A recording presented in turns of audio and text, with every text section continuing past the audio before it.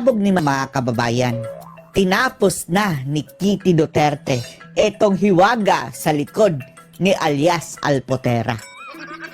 Yung pinasabog ni Maharlika mga kababayan na sinasabi ng di umano'y double agent, yung dating katrabaho ni PRRD na maganda naman mga kababayan, o maganda, fairness, maputi, nakamataylan lang in-expose ni Maharlika mga kababayan. Ngayon, kinumpirma ng anak ni PRRD na itong tinatawag na si alias Alpotera mga kababayan ay mayroon talagang masamang layunin sa kanila. Panoorin nyo sa Instagram stories ni Veronica Duterte mga kababayan. Account yan ni Kitty ha. The only social media account ni Kitty Duterte. Instagram mga kababayan ha. Wag yung sa Facebook mga kababayan, dahil yung sa Facebook, ang sabi ni Kitty, hindi daw yun sa kanya. Yung kung ano-ano ang pinopost mga kababayan, na kung ikiklik mo, papupunta ka sa Shopee at Lazada, hindi daw yan kay Kitty.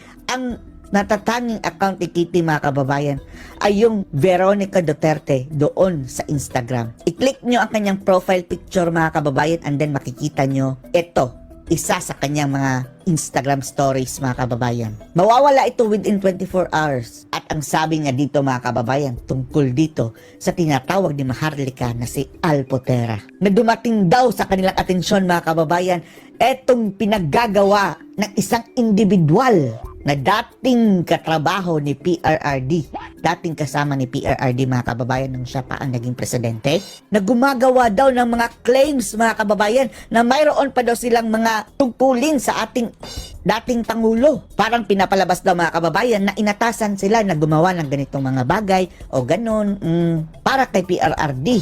Minsan pangaraw mga kababayan, nagpapanggap pa daw ito na siya daw ang isa sa mga partner ni PRRD. Nagpapanggap daw, ano yung partner? Girlfriend? Yan ang sabi ni Kitty Duterte ha sa kanyang post mga kababayan. Some of the details even include trying to act as his partner.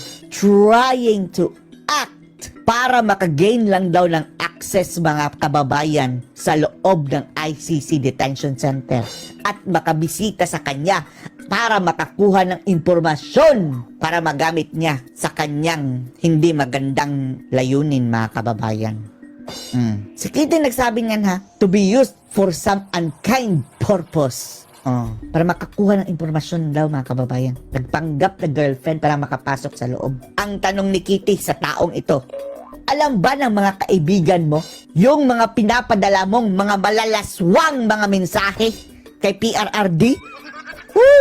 Apparently mga kababayan, alam ni Kitty Duterte na nagpapadala ng mga inappropriate messages. Ang sabi niya, ang babaeng ito mga kababayan kay PRRD, mga malalaswang message. Well, your family does. Kung hindi daw alam ng kanyang kaibigan, alam na ng pamilya daw ni Alpotera mga kababayan. Mayroon pa nga daw yung dalawang anak mga kababayan na si Alpotera, at mayroon din niya asawa. Naging parang staff o something, basta may ranggo yan sa Malacanang mga kababayan. Pero ang nakakapagtaka, ang sabi ni Maharlika, bakit mayroon siyang pera mga kababayan? Iniwan niya ang kanyang anak doon sa Pilipinas para kay Tatay Digong na malagi doon sa The Netherlands. At mayroon dong datong mga kababayan na pinamigay-migay doon sa mga tao doon, na yung iba pa daw mga kababayan alagad ni Joma Sison at nagbida-bida. Saan galing daw yung pera daw mga kababayan na pinamimigay-migay niya? Ang duda ni Maharlika, galing yon kinabangag para maniktik mga kababayan dyan. At sinabi na rin ni Veronica Duterte, in order to gain access and visit him to get information. Dagdag pa ni Kitty mga kababayan, para sa taong ito, I am telling you, if my mother has been tolerating your behavior, I will not.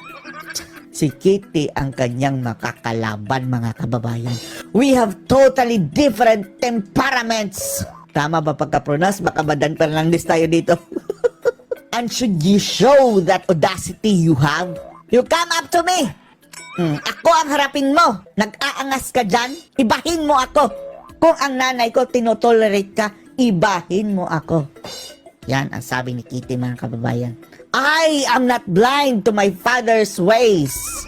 In fact, None of our family have tried to raise any facades, acting like we are pure. Hindi daw siya bulag mga kababayan sa mga pinagagawa ng kanyang ama. Gayunpaman, wala rin daw sa kanilang pamilya mga kababayan ang nagpapanggap na sila ay puro o walang kasalanan. I am old enough to comprehend his sentiments towards romantic partnership.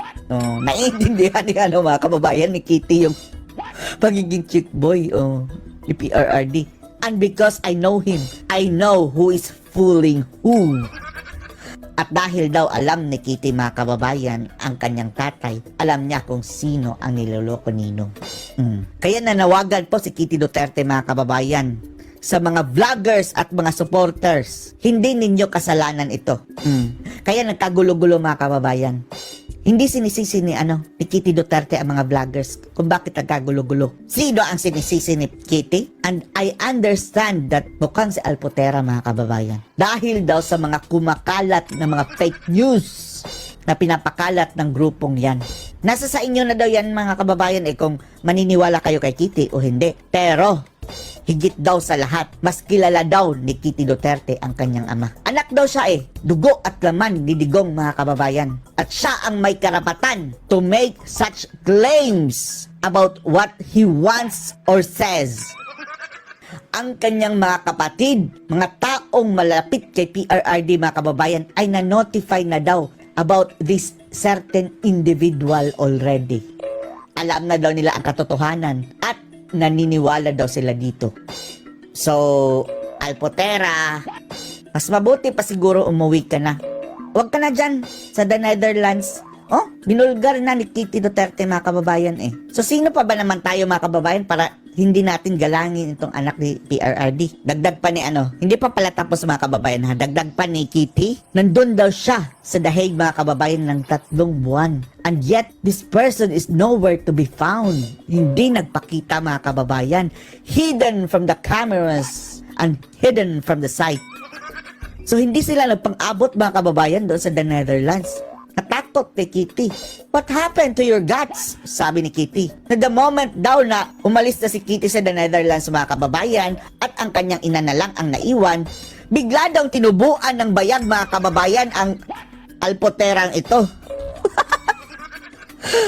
At nag-aangas at nagbida-bida mga kababayan. Hamon pa ni Kitty mga kababayan, bakit hindi ka bumalik dito sa Pilipinas at magdebate tayo so that we can exchange words, magtalakan tayo, bla bla bla bla bla bla ganyan, you and I, tayo lang dalawa without your backer, of course. Sino kaya itong sinasabing backer ni Alpotera mga kababayan?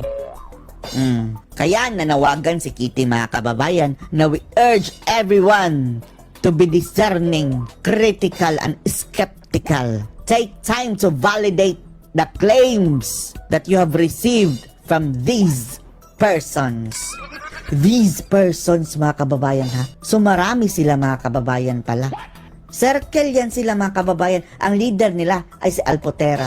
Huwag daw maniwala sa mga taong ito mga kababayan. Do not fall for fake news or claims na pinagkakalat ng grupong ito. Thank you. Takang salamat, sabi ni Kitty Duterte. Well.